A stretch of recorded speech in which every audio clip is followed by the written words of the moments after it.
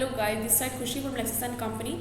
In this video we will discuss about जो master service agreement होता है, एक कॉन्ट्रैक्ट होता है, उसको किस तरीके से बनाया जाता है, किस तरीके से उसमें क्या क्या चीज़ें ध्यान रखी जाती है। सबसे पहले जब हम बात करते हैं मास्टर सर्विस एग्रीमेंट की, सो इसका मतलब क्या होता है, लाइक स्कोप और इसका वर्क क्या होता है।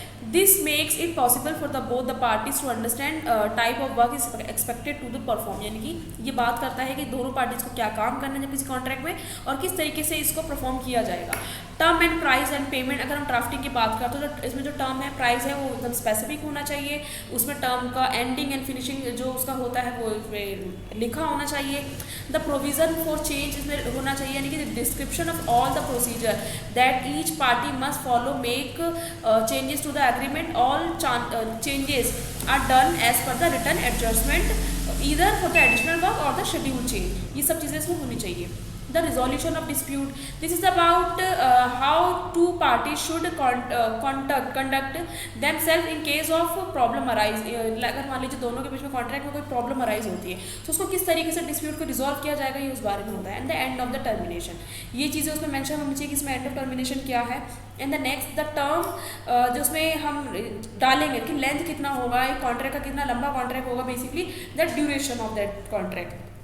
The venue of the legal arbitration, कि अगर मान लीजिए कोई ऑब्जेक्शन होता है तो हम किस कोर्ट में जाएंगे, किस ज्यूरिडिक्शन में जाएंगे, वो आर्बिट्रेशन के लिए किसको अपॉइंट करेंगे। These things should be there.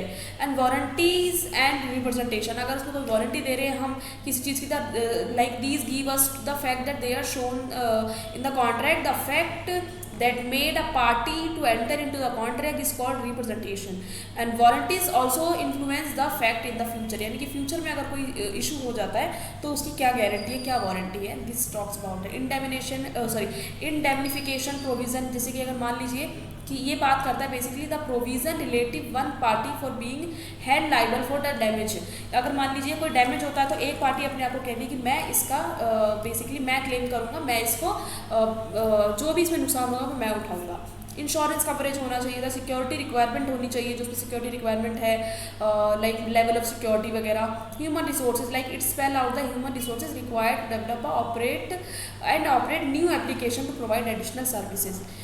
About the allocation risk, कितना रिस्क है वो बताना चाहिए। अगर मान लीजिए इंटेलेक्चुअल प्रॉपर्टी राइट अगर उसमें आ रहा है तो वो चीज़ भी उसमें क्या कहते हैं, एक एग्जाम्पल के तौर पे अगर हम बताएं कि when both the parties sign MSA, which is Master Service Agreement, you get an effective contract. It is well understood as well as drafted MSA can foresee future dispute and, यानी कि future dispute की बात करें तो future dispute के लिए बहुत अच्छा माना जाता है क्योंकि इसमें हर चीज़ डिफाइंड होती है। लाइक अगर हम नॉर्मल सर्विस कॉन्ट्रैक्ट की बात करें और एक मास्टर सर्विस कॉन्ट्रैक्ट की बात करें तो they both are totally different to each other.